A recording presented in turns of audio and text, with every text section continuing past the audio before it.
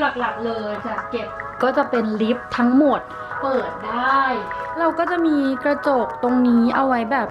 OOTD ก่อนออกจากบ้านเจ๋งมากๆบิมชอบมากนั่งสบายมากถึงตรงนี้นะคะก็คือจะ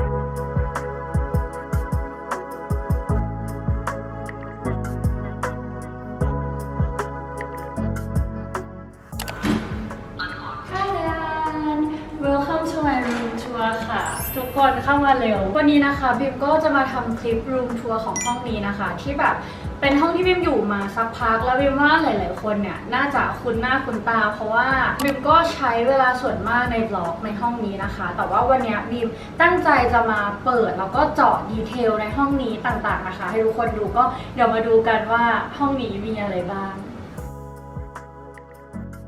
มาเริ่มกันที่แบบสเตชันแรกนะคะนั่นก็คือตรงประตูที่เข้ามาคือบิมอะจริงๆเหมือนห้องเนี้ยขอบอกก่อนว่าบิมอะเช่าอยู่นะคะแล้วก็ยังไม่แน่ใจว่าจะอยู่แบบกี่ปีอาจจะ1หรืออาจจะ2แต่ว่าเหมือนแบบหลายๆอย่างในชีวิตคือมันเปลี่ยนไปทุกๆปีบิมก็เลยยังไม่ได้แบบเซตโตตรงไหนสักทีหนึ่งนะคะตัวก็นั่นแหละคร่าวๆก็คือบิมมาเปลี่ยนประตูตรงนี้เป็นดิจิตอลล็อกเพราะว่าเหมือนเราเข้าออกทุกวันเนาะแล้วตอนแรกมันเป็นแบบประตูไขบิมก็รู้สึกว่าไม่สะดวกนะคะก็เลยเปลี่ยนเอาดิจิตอลล็อกที่บิมเปลี่ยนก็ประมาณแบบ9,000 กว่าบาทไม่ถึง 10,000แต่ว่าบิมจะให้ดูตรงนี้นะคะก็คือเป็นเหมือนที่วางพวกกุญแจรถคีย์การ์ดหรือว่าพวกแบบ AirPods อะไรต่างๆที่ไว้เวลาแบบเราจะออกจากห้องแล้วเราก็หยิบได้เลยแล้วก็จะมีอะไรประมาณนี้ซึ่งก็ค่อนข้างรกปกติก็จะวางแบบพวกคาร์ดโฮลเดอร์อะไรต่างๆของบีมแล้วก็ตรงนี้เป็นตู้รองเท้าที่แบบเอาจริงๆทุกคนมันแย่มากคือตู้รองเท้าแบบเนี้ยไม่เวิร์กแบบมากๆเลยบีมไม่รู้ว่าคนอื่นเขาใช้กันยังไงแต่คือรองเท้าบีมอ่ะมันจะเป็นอย่างนี้ตลอดเวลาบีมก็เลยจะไม่ค่อยใช้นะคะจะใส่แค่รองเท้าที่ใส่บ่อยๆเท่านั้นแล้วเขาก็จะมี3ชั้นแต่ว่าบีมไม่ค่อยใช้หรอกแล้วก็ในส่วนของข้างหลังบีมนะคะก็คือเถิบมาจากสเตชันตรงประตูเนาะอันนี้ก็คือจะเป็นตู้รองเท้าซึ่งบีมอะไม่ค่อยได้เปิดตู้รองเท้าบีมเท่าไหร่แต่ว่าคือของมันเยอะมากทุกคนเดี๋ยวบีมจะเปิดให้ดูมันก็แอบแบบลบนิดนึงอ่ะอันนี้ก็คือจะเป็นตู้รองเท้านะคะคือบีมอะมีรองเท้าเยอะมากๆแบบเป็นคนที่บ้ารองเท้าค่อนข้างมากนะคะก็จะมีเป็นตู้รองเท้าที่เขามาอยู่แล้วแต่ว่าพวกกล่องพวกนี้ก็คือเป็นของบีมเองนี่นะคะก็คือบีมเอากล่องใสๆต่อขึ้นไปนี่ก็จะเป็นพวกกล่องรองเท้านิดหน่อยที่ยังพอเก็บไว้นะคะส่วนในตู้รองเท้าก็คือเป็นแบบนี้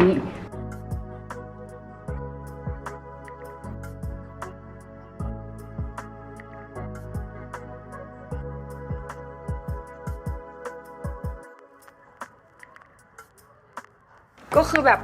more shoes คือคิดดูดิใส่ยังไงก็ใส่ไม่หมดอะคือยังจะบ้าตายแล้วก็ข้างในแบบเนี้ยก็คือน้องแบบเบียดกันมากๆน่าสงสารมากเลยอะแต่ว่าบิมก็พยายามจะเก็บให้ได้เท่าที่บิมเก็บได้นะคะแล้วก็จริงๆคือข้างในก็มีอีกคือมันเยอะมากๆอะโอเคก็ขอปิดตู้ระหว่างคือเหมือนบานเปิดอะจะเป็นบานที่แบบว่าต้องดึงตรงนี้ออกมาก็ช่วงแรกก็จะมีความแบบ struggle นิดนึงเพราะว่าไม่ค่อยชินแต่ตอนนี้ก็คือชินแล้วอันนี้พอเราปิดก็จะแบบกลืนไปเลยบิมก็ชอบเพราะว่าทำให้ห้องดูคลีนแล้วก็ดูแบบไม่หลบตาดีแล้วก็พอเข้ามาก็จะเป็นประมาณนี้บิมถ่ายคร่าวๆให้ดูก่อนคือห้องเนี้ยพื้นที่ประมาณ110 ตารางเมตรนะคะก็ค่อนข้างใหญ่เลยส่วนตรงนี้ก็คือจะเป็นครัวที่แบบทุกคนเห็นบ่อยๆอันนี้ทุกคนคือเป็นห้องแม่บ้านเหมือนบีมไม่ค่อยได้เข้าไปเลยนะคะแต่ว่าก็จะมีพวกเครื่องซักผ้าแล้วก็น้ำยาผงซักฟอกเก็บของเก็บถุงอะไรอย่างเงี้ยก็ส่วนใหญ่ป้าแม่บ้านก็จะเข้าไปซักผ้าตรงนี้ทำนู่นทำนี่อะไรตรงนี้นะคะตรงนี้นะคะก็คือจะเป็นสเตชันทีวีแล้วก็บีมเพิ่งได้น้องเครื่องโรบอทดูดฝุ่นมาก็รู้สึกว่าตรงนี้น่าจะเหมาะสุดที่จะวางไว้ก็เลยเอาไปวางไว้ตรงนี้นะคะเพราะสเตชันเขาค่อนข้างใหญ่แล้วเราก็จะมีกระจกตรงนี้เอาไว้แบบOOTD ก่อนออกจากบ้านเบาๆนะคะนี่ก็จะเป็นตู้ที่บีมยังไม่ได้ใส่อะไรมากแต่ว่าอันเนี้ยคือจะเปิดบ่อยหน่อยเพราะว่าบีมเอาไว้ใส่พวก ของพวกกล้องค่ะตั้งกล้องเมมแบตหรือว่าไฟอะไรต่างๆก็คือจะอยู่ตรงนี้หมดเลยพวกสายชาร์จนะคะคือของเยอะมากส่วนอันนี้ก็จะเป็นโซฟาที่บีม proudly present มากๆบีมชอบมากนั่งสบายมากแล้วก็ชอบที่เขาอ่ะจะมีสตูตรงนี้แล้วก็สามารถเลื่อนได้ว่าจะเอาตรงกลางเอาข้างๆอะไรอย่างเงี้ยก็รู้สึกว่าสะดวกดีนะคะแบบบีมเลื่อนบ่อยมากมาถึงตรงนี้ก็คือจะเป็นโต๊ะข้างโซฟาคือเป็นโต๊ะข้างโซฟาที่บีมสั่งมาเพิ่มเพราะว่าบีมรู้สึกว่าเวลาเรานั่งตัดงานนั่งทำอะไรตรงเนี้ยมันแบบต้องมีโต๊ะที่จะไว้วางของวางน้ำไว้ชาร์จอย่างอันนี้บีมก็ชาร์จ iPad ทิ้งเอาไว้อยู่แล้วก็มีลิปมัน AirPods อะไรต่างๆก็มุมตรงนี้นะคะเป็นมุมที่บีมอยู่เยอะที่สุดในห้องนี้เพราะว่าเวลาบีมทำงานบีมชอบนั่งตรงนี้หรือว่าไม่ก็ไปนั่งตรงโต๊ะไม้ข้างหลังนะคะคือโต๊ะทานข้าวนั่นเองแต่ว่าส่วนใหญ่จะชอบแบบนอนตรงโซฟาตรงนี้มากกว่าแล้วก็ตัดงานแล้วก็แบบวางของอะไรต่างๆไว้ตรงนี้ถึงตรงนี้นะคะก็คือจะเป็นโซนครัวคืออย่างแรกที่บีมชอบของห้องนี้เลยอ่ะคือเขามีไอแลนด์ตรงนี้แล้วบีมรู้สึกว่ามันให้ความแบบโฮมมี่ฟีลอพาร์ตเมนต์แบบฝรั่งอะไรประมาณเนี้ยเขาก็มาพร้อมกับเก้าอี้ที่เป็นผ้ากำมะหยี่สีเทานะคะเวลาที่บีมทานข้าวแบบอยากทานรีบๆอะไรอย่างเงี้ยหรือว่าสั่งซูชิอะไรที่แบบกินง่ายๆมานะคะบีมก็จะนั่งตรงนี้แล้วก็นั่งทานนั่งแบบเปิด YouTube อะไรต่างๆไปก็คือรู้สึกว่าได้อีกมูดหนึ่งดีถ้าเกิดว่าทานข้าวตรงนี้คือจะเป็นอะไรที่ proper มากขึ้นหรือว่าไว้ทานเวลาแบบเพื่อนมาหรือว่ามีคนเยอะๆอะไรอย่างเงี้ยในส่วนของตรงนี้นะคะคือบีมชอบเหมือนกันเพราะว่าเก็บของได้เยอะมากๆแบบเขามีเตาอบมาด้วยแล้วตรงเนี้ยก็คือบีมชั้นนี้บีมไว้เก็บขนมซึ่งเป็นขนมแบบจริงจังมากแล้วก็เป็นพวกช้อนส้อมธรรมดาแล้วตรงนี้บีมก็จะเป็นแบบโซนทำกาแฟของบีมนะคะก็คือจะเป็นเครื่องทำกาแฟเครื่องบดกาแฟแล้วก็อันนี้จะเป็นเครื่องกรองน้ำแล้วก็ในตู้นี้ที่แบบว่าเปิดค่อนข้างที่จะบ่อยก็คือจะเป็นพวกกระติกน้ำแก้วเชคหรือว่าแบบแก้วดื่มน้ำอะไรต่างๆนะคะอยู่ตรงนี้แล้วก็อันนี้ก็คือจะเป็นพวกซัพพลีเมนต์อะไรต่างๆก็คือมีพีทาบิวตี้ที่แบบบีมกินทุกวันแล้วก็มีแบบพวกกราโนล่าคอนเฟลกซ์หรือว่าแบบพวกสเปรดนูเทลล่าวันตินอะไรต่างๆแล้วก็อันนี้จะเป็นโปรตีนเชคของบีมในส่วนของโต๊ะตรงนี้นะคะก็คือจะเป็นแอเรียที่บีมเอาไว้นั่งแบบทำจดเอกสารหรือว่าดูงานในคอมแบบเช็คหรือว่าพิมพ์งานอะไรต่างๆในคอมนะคะเพราะว่าเหมือนเวลาที่บีมนั่งลงโซฟาบีมจะใช้ iPad แต่ถ้าใช้คอมจะมานั่งโต๊ะนี้แล้วก็นั่งทานข้าวที่โต๊ะนี้เหมือนกันส่วนโต๊ะข้างหลังแอเรียตรงนี้คือจริงๆบีมคิดว่าบีมอยากจะแบบมันเอาออกแล้วก็ทำเป็นตู้ที่มันดูคลีนมากกว่านี้เพราะว่าตอนนี้คือจะดูค่อนข้างรกในวันปกติจะรกกว่านี้มากเพราะว่าเหมือนของที่บิมได้มางานหรือของที่บิมต้องรีวิวนะคะก็คือจะเอามากองไว้ตรงนี้หมดเลยซึ่งแบบมันรกมากทุกคนคือแบบถ้าซูมใกล้ๆนะคะก็จะมีแต่ของตรงนี้คือจะมีแต่ของหมดเลยแล้วก็อันนี้จะเป็นอีกแอเรียนึงของแม่บ้านบีมันเนี้ยคือจะเป็นแบบผ้าปูไว้เปลี่ยนอะไรต่างๆแล้วก็อันเนี้ยคือเป็นเครื่องดูดฝุ่นแล้วอันนี้เป็นโรบอทอีกอันนึงนะคะในส่วนของเก๊ะตรงนี้จะเป็นเก๊ะเก็บพวกยาแล้วก็นี้ก็คือแบบแมสนะคะยาก็ค่อนข้างเยอะแต่บีมก็ไม่ค่อยกินหรอกเอาไว้แบบเหมือนบางคนก็ให้มาหรืออะไรอย่างเงี้ยส่วนใหญ่จะแบบเป็นพลาสเตอร์แล้วอันนี้ก็คือแบบแมสแคร์แบร์น่ารักอันนี้ของเฮบอนนี่ของพี่ปื้มพอ living room เสร็จนะคะก็จะเข้ามาเป็นโถงตรงนี้ก็คือทั้งหมดจะมีเป็น2ห้องนอน2ห้องน้ำนะคะสำหรับห้องนี้เราก็มาดูห้องน้ำแรกกันก่อนห้องน้ำนี้คือจะเป็นห้องน้ำแบบเกสนะคะที่ไม่ค่อยได้ใช้ถ้าเกิดว่าอาบน้ำจริงๆจะไม่ค่อยได้ใช้เลยแต่คืออย่างห้องน้ำนี้นะคะบีมจะเหมือนมีเซตอาบน้ำไว้ตรงนี้เลยคือเป็นห้องน้ำสำรองคือบางทีถ้าบีมอยากอาบห้องนี้บีมก็จะได้มาอาบได้แต่ว่าบีมก็ไม่ค่อยได้อาบหรอกเราก็เหมือนเอาไว้ให้เพื่อนหลังจากแบบออกกำลังกายเสร็จถ้าเพื่อนมาห้องอะไรเงี้ยแล้วเขาอยากอาบน้ำก็คือจะมาอาบห้องนี้นะคะก็คือสะดวกแล้วก็เอาจริงๆบีมรู้สึกว่าสะดวกกว่าห้องน้ำใหญ่เพราะว่าห้องน้ำใหญ่เป็นอ่างแล้วก็เหมือนมันต้องปีนมันก็ค่อนข้างลำบากจริงๆบิมก็ไม่ค่อยชอบนะคะ prefer ที่เป็นชาวเวอร์แบบนี้มากกว่าถ้าเกิดว่าแบบอยากได้ห้องก็คือถ้าถามจริงๆเลยบิมอยากได้ห้องที่มีทั้งอ่างอาบน้ำแล้วก็มีชาวเวอร์ด้วยนะคะเราจะได้แบบเปลี่ยนมูดไปในทุกๆวันเพราะว่าถ้ามีแต่อ่างอาบน้ำอย่างเดียวบางทีมันค่อนข้างลำบากเนาะขออวดพรมในห้องน้ำหน่อยคือบิมชอบมากเขาจะมีความนิ่มแบบ fluffy มากๆไม่เหมือนพรมทั่วไปเนี่ยคือบิมซื้อที่เอ็มโพเรียมนะคะแล้วแบบแพงมากละประมาณ 1,000 บาทแล้วบิมซื้อมา4 อันแต่ว่ามันคุ้มค่าสำหรับบิม บีมเพราะว่ามันนิ่มจริงๆแล้วก็ข้างล่างตรงนี้ก็คือจะเอาไว้สต็อกพวกกระดาษทิชชู่ไม่มีอะไรมากส่วนกระจกตรงนี้นะคะก็สามารถเปิดได้แต่ว่าก็จะมีแบบพวกแรนดอมไม่ได้มีอะไรอย่างจริงจังก็ไม่ค่อยได้ใช้เท่าไหร่นะคะแล้วก็ต่อไปนะคะขอพามาดูห้องแต่งตัวของบิมก่อนเลยกันเป็นอีกห้องหนึ่งที่บิมอยู่บ่อยแล้วทุกคนก็น่าจะเห็นแบบทุกซอกทุกมุมแล้วแหละเพราะว่าบีมแต่งตัวแต่งหน้าถ่ายคลิปถ่ายงานถ่ายบล็อกอะไรในเนี้ยค่อนข้างที่จะเยอะเลยนะคะก็คร่าวๆจะเป็นประมาณนี้จริงๆสำหรับห้องนี้นะคะคือตอนแรกที่บิมเข้ามาดูอ่ะเขาจะเป็นห้องนอนเล็กเหมือนบิมมีถ่ายในบล็อกให้ดูมาให้เหมือนช่างของที่บ้านบิมนะคะมายกทุกอย่างออกไปหมดเลยแล้วก็อันนี้คือบิมเอาตู้มาวางเองใหม่หมดเลยวันนั้นอ่ะเอาจริงๆนะตอนที่ย้ายเข้าคือมันเหนื่อยมากคือเราอ่ะจะต้องยกพวกตู้เสื้อผ้าเตียงเฟอร์นิเจอร์อะไรต่างๆที่อยู่ในเนี้ยก็คือยกออกหมดเลยแล้วก็เอาแบบพวกตู้พวกนี้เข้ามานะคะก็เดี๋ยวมาดูกันว่ามีตู้อะไรบ้างอย่างแรกก็คือโต๊ะแต่งหน้าที่แบบเต็มไปด้วยของบีมนะคะอันนี้ก็คือถ้าดูจากในบล็อกก็คือวันนั้นอะที่เราเหมือนบิวต์อัพกันเองหมดเลยนะคะ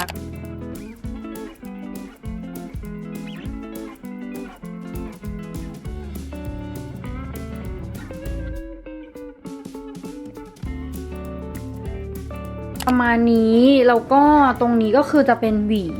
อันนี้ก็คือจะเป็นลิปแบบพวกลิปกดอะทุกคนของแต่ละแบรนด์นะคะแล้วก็อันนี้จะเป็น Product ที่แบบนี้จะเป็นเกี่ยวกับคิ้วทั้งหมดแล้วก็อันนี้จะเป็นพวกอายไลเนอร์อะไรต่างๆก็จะเอามารวมกันไว้ในตรงนี้ส่วนขึ้นมาหน่อยก็คือจะเป็นพวกสเปรย์แบบสเปรย์น้ำแร่สเปรย์เซตเมคอัพแล้วก็เป็นแปรงแต่งหน้าที่เยอะมากๆก็อันนี้จะเป็นน้ำหอมที่บีมหยิบใช้บ่อยๆนะคะที่บีมชอบสุดก็ YSL แล้วก็ Narciso นะคะทั้ง2กลิ่นเลยส่วนอันนี้ Burberry ก็คือใช้มาหลายปีใช้มาหลายขวดแล้วอันนี้ของ 3CE ก็ชอบเหมือนกันแล้วก็มี Gucci ข้างหลังอันนี้นะคะก็แอบชอบในวันที่แต่งตัวเท่ๆเพราะเขาจะไม่ได้มีความเฟมินีนมากนะคะส่วนอันนี้ล่าสุดของ Glossier นะคะก็ชอบเหมือนกันเอาไว้ใช้แบบ everyday ไม่หวือหวาอะไรมากส่วนข้างบนก็จะเป็น Pop Mart ที่ล้มลงมาหมดแล้ว แล้วก็มี2อันนี้เป็นพวงกุญแจข้างหลังเป็นน้องโมชิชิในส่วนของโต๊ะแต่งหน้าอันนี้ของบีมนะคะก็คือเดี๋ยวบีมอ่ะจะแปะชื่อร้านไว้ให้เพราะว่าบีมจำไม่ได้แล้วแต่บีมจำได้ว่าบีมสั่งมาใน Facebook นะคะแล้วก็ค้นหาค่อนข้างเยอะเลยอันนี้คือบีมซื้อมาประมาณ 13,000 กว่าบาทประมาณ 13,500 อะไรอย่างเงี้ยจำไม่ได้แต่ว่าต้องประกอบเองทั้งหมดเลยซึ่งสมมุติว่าถ้าเกิดว่าคนที่ดูบีมอะแล้วแบบซื้อตามอย่างเงี้ยแล้วเขาเป็นผู้หญิงอะตัวคนเดียวอย่างเงี้ยทุกคนมันต่ออีกไม่ได้นะเพราะว่าตอนแรกบีมให้หมามีกับพี่ติมมาช่วยแล้วคือมันยากอะมันก็เกือบจะต่อได้แล้วแต่สุดท้ายต้องให้ช่างของหมามีมาแก้ตรงช่วงตรงนี้ใหม่หมดเลยนะคะก็คือค่อนข้างยากก็ถ้าเกิดว่าใครจะสั่งตามอะอาจจะเหมือนแบบต้องให้คนช่วยนิดนึงหรืออาจจะมีช่างหรืออะไรเงี้ยถ้าเกิดว่าเป็นผู้หญิงตัวคนเดียวบีมไม่รู้แต่คือบีมว่ามันยากนะมันยากจริงแต่ว่าเดี๋ยวบีมจะแปะพิกัดไว้ให้ละกันเนาะแล้วก็อย่างที่บีมบอกคือพอบีมคอสตูมไมซ์เองเนี่ยบีมก็เลือกว่าจะเอาความยาวเท่าไหร่แล้วก็ให้ข้างๆเนี่ยมีที่วางของตรงนี้เพราะว่าบีมเป็นคนของเยอะมากส่วนตรงเนี้ยบีมก็คือเลือกให้เป็นกระจกแล้วก็มีปลั๊กไฟตรงนี้ไว้ไว้เสียบแบบพวกที่หนีบผมอะไรต่างๆแล้วอีกกิมมิคนึงที่บีมเลือกมาก็คือตัวกระจกนะคะเขาเปิดได้ข้างในก็จะมีของแบบนี้ซึ่งไม่บอกเลยว่าของบีมมาเยอะจริงก็คือจะมีพวกน้ำหอมเพิ่มเติมอีกนิดหน่อยที่แบบบีมไม่ค่อยได้หยิบมาใช้เท่าไหร่แต่ว่าก็ชอบแล้วก็นี้จะเป็น hair care ทั้งหมดเลยนะคะก็จะมีทั้ง dry shampoo serum hair oil แล้วก็แบบเจลอะไรต่างๆอันนี้จะเป็นเซรั่มของจีซูเนาะก็ประมาณนี้ส่วนข้างบนก็จะเป็นเหมือนแบบ random นิดนึงเป็นพวกโรลม้วนผมแล้วก็ hair piece what else more perfumes แล้วก็แบบอะไรต่างๆนิดหน่อยนะคะก็ทำให้มีที่เก็บของมากขึ้นแต่เวลาบีมแต่งหน้าคือของมันจะกองอยู่ใช่ไหมมันก็จะเปิดไม่ได้มันก็จะติดก็คือต้องเคลียร์ของออกบีมก็ลืมนึกถึงตรงนี้ซึ่งก็ไม่ค่อยฟังชั่นอลแต่ว่าก็เหมือนเพิ่มที่เก็บของมานะคะก็เลยโอเคมาดูชั้นแรกกันนะคะอันนี้ก็จะเป็นลิฟต์ทั้งหมด ของบีมอะก็คือจะเป็นลิป3ช่องแบบนี้ซึ่งเหมือนวันนั้นน่ะบีมลงคลิปใน TikTok รีวิวโต๊ะแต่งหน้าแล้วก็มีคนบอกให้บีมมาหาแบบอะไรอย่างนี้มาใส่คือบีมก็หามาแล้วแต่คือของมันเยอะจริงๆมันแบบว่าดูดิมันเยอะมากๆแล้วก็ข้างล่างคือของทุกอันจะมีอีกอะ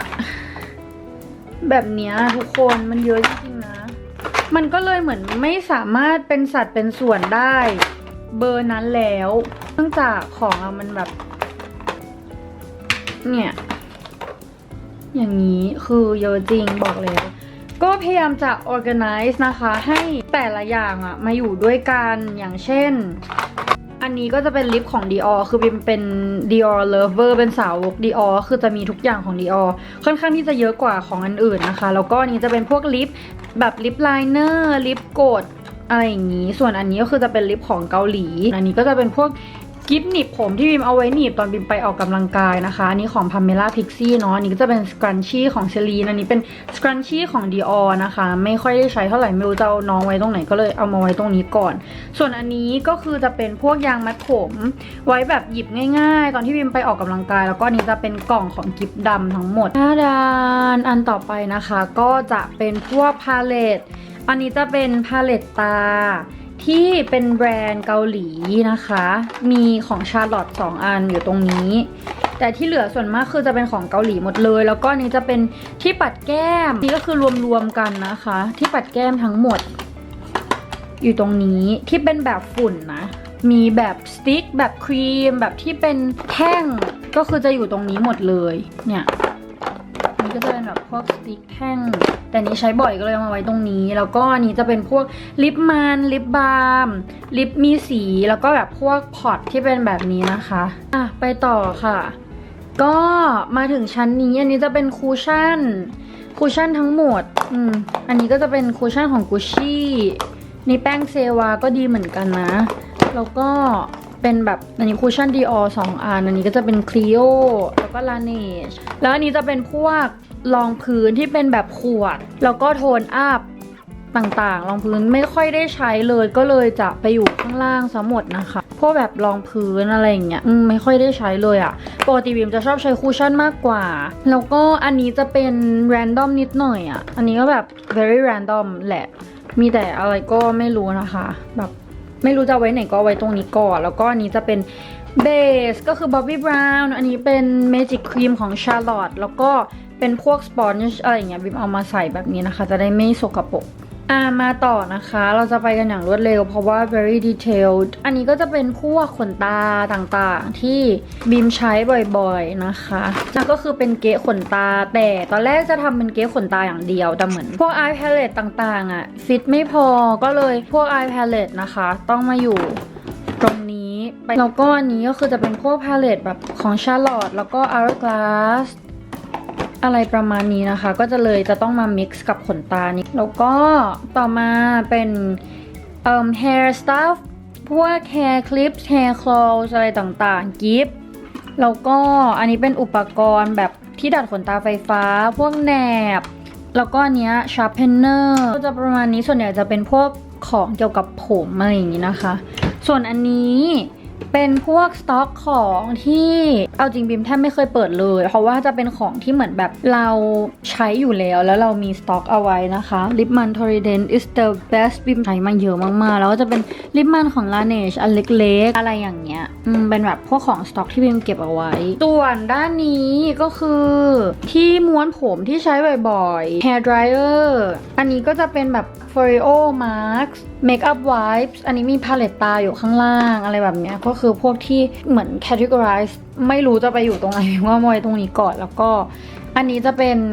พวกเครื่องหนีบผมต่างๆเพิ่มเติมนะคะคือหลักๆอะ Makeup Table อันนี้บีมเอามาแล้วก็ตู้อันนี้ก็คือจะเป็นของอีเกียนะคะให้เขามาบิวให้ตรงนี้อันนี้ก็เป็นของอีเกีย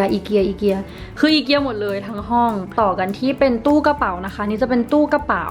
เป็นกระจกข้างหน้าเอาไว้โชว์กระเป๋าอะไรอย่างนี้ก็เลยได้อันนี้ของอีเกียมานะคะราคาดีมาก 3,000 กว่าบาทแต่จริงๆบิมอยากได้แบบอีกอันที่เหมือนเป็นไซส์ที่ยาวกว่านี้แต่ว่าก็ได้อันนี้มาแล้วก็เลยไม่เป็นไรคือบิมรู้สึกว่าเขาเก็บไม่พอแล้วข้างล่างบิมต้องยัดกันแบบนี้นะคะแล้วแบบอย่างอันเนี้ยคือใน1ชั้นก็จะต้องฟิตกันแบบ 2-3 ใบ บิมก็เลยรู้สึกว่าอยากหาตู้ใหม่อยู่อย่างอันนี้ก็คือพอมารวมกันแล้วนี่ก็ต้องรวมกันเหมือนกันแล้วก็ข้างบนก็คือแบบเหมือนมี3 ใบเลยก็คือค่อนข้างที่จะแบบเบียดบิมก็สงสารน้องโอเคแล้วก็มาฝั่งตู้ตรงนี้นะคะซึ่งจะเป็นตู้ที่ติดประตูแล้วก็เมคอัพเทเบิลบิมจะอยู่ตรงนี้เนาะตรงนี้ก็จะใส่พวกอันนี้จะเป็นครึ่งนึงจะเป็นสเวตเตอร์ส่วน this is like กางเกงผ้าที่เป็นกางเกงสแลกกางเกงยาวๆนะคะนี่จะเป็นกางเกงแล้วก็จะมีแบบบุ้ยอันนี้ยังไม่ได้พับเลย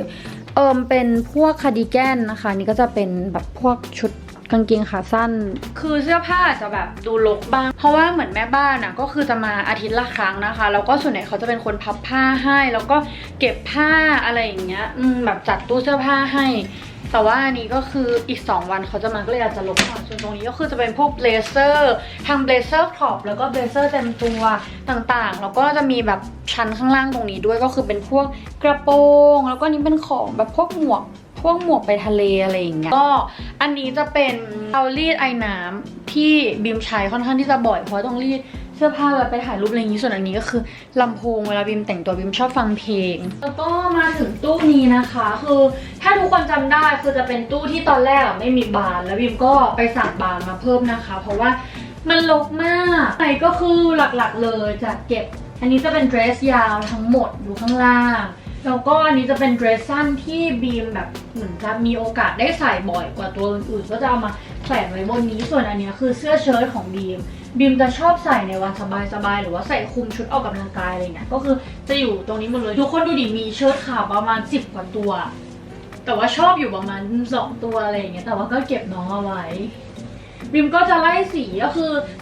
อย่างแคตตากรีนี้เป็นมินิเดรสก็คือจะเป็นสีขาวแล้วก็สีแบบเข้มขึ้นไปเรื่อยๆสีดำก็จะอยู่อันสุดท้ายนะคะแล้วก็อย่างอันนี้ก็คือแบบเอาสีขาวมาก่อนสำหรับทุกๆแคตตากรีเลยตรงนี้สีขาวก็จะอยู่แบบอยู่ตรงนี้ประมาณนี้ส่วนข้างบนก็คือเก็บพวกกล่องกระเป๋าแบรนด์เนม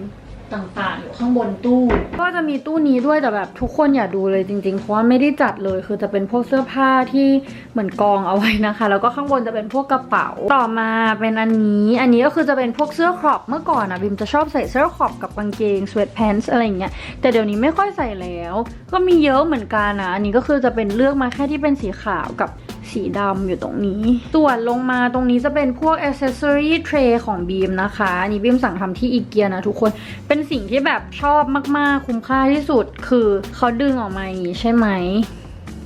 แต่ว่าไอ้พวกสีเทาๆอันเนี้ยบีมสั่งมาเองนะคะก็คือสั่งในแอปส้มปกติเลยแล้วอันนี้ก็เป็นกล่องเก็บ accessory ก็จะมีแบบพวกอะไรต่างๆเก็บไว้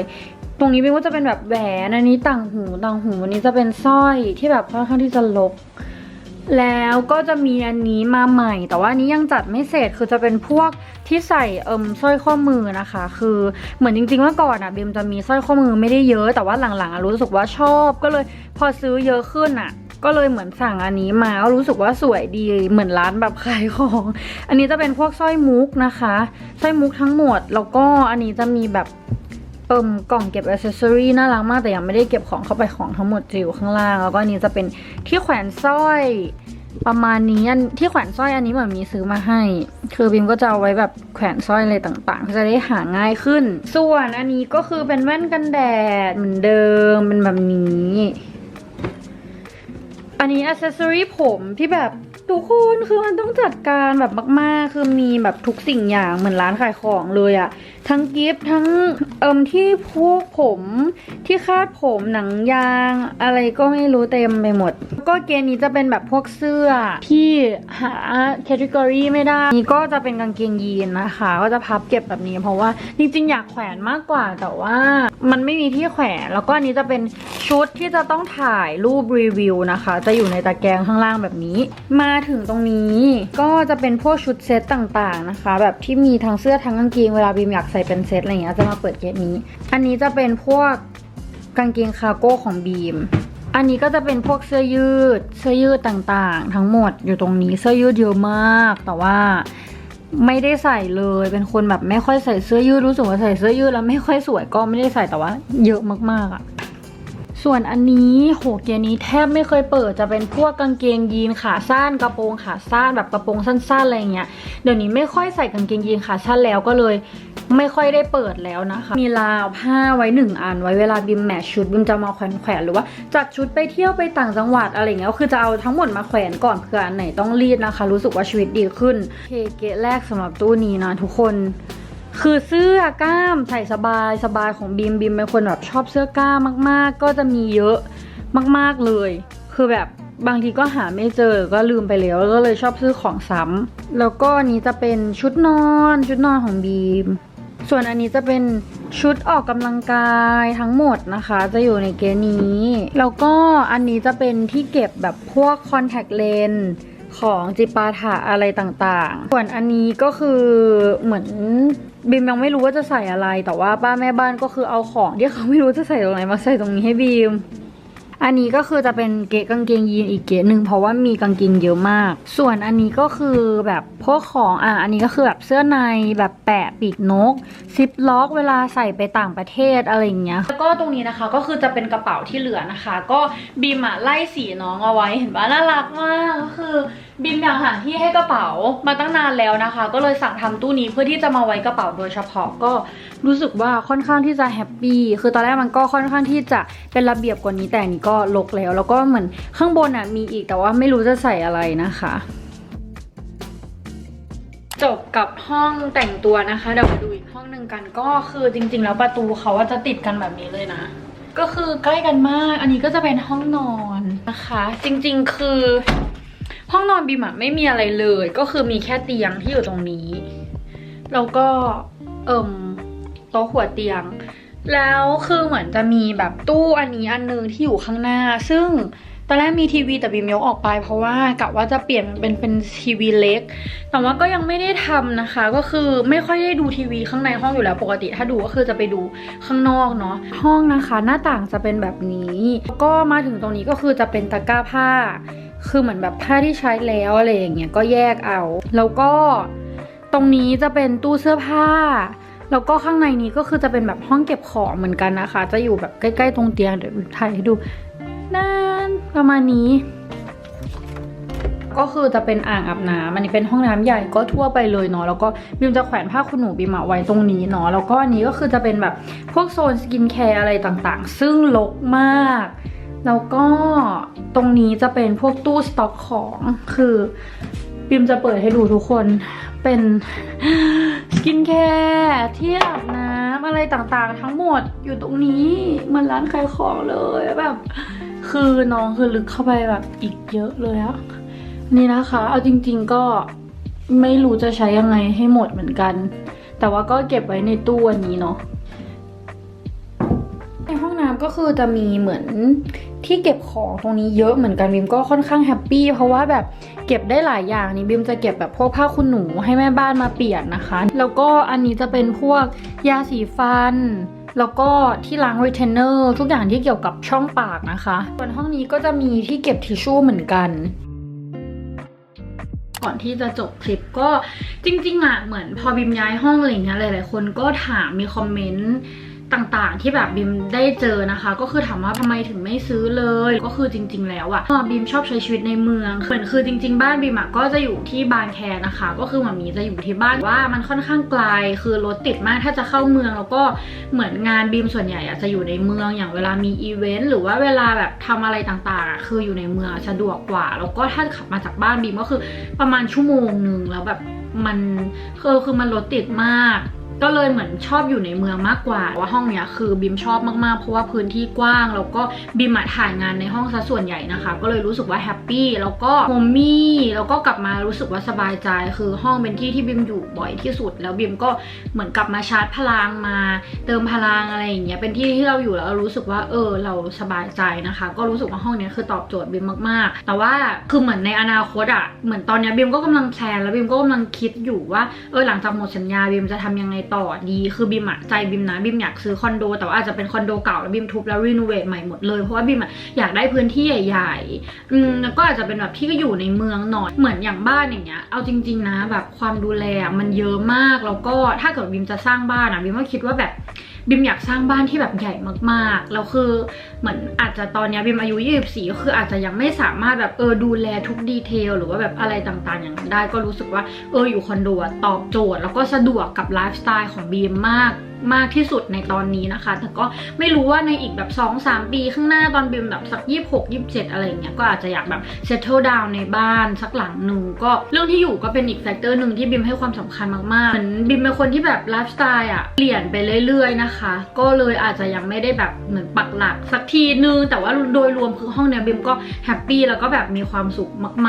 ากๆจริงๆถ้าเกิดว่ายังไม่มีแพลนที่จะทำอย่างอื่นอะไรเงี้ยก็อาจจะแบบต่ออีกไปเพราะว่าอันนี้เราเพิ่งอยู่มาประมาณ4 เดือนเอง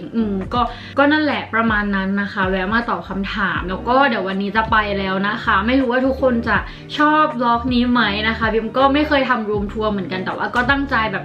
ให้ทุกคนดูดีเทลนู่นนี่นั่นอะไรอย่างเงี้ยค่ะก็หวังว่าทุกคนจะชอบกันนะคะยังไงก็ขอบคุณทุกคนที่มาดูคลิปของบีมนะคะแล้วก็เดี๋ยวไว้เราเจอกันใหม่คลิปหน้านะคะบ๊ายบาย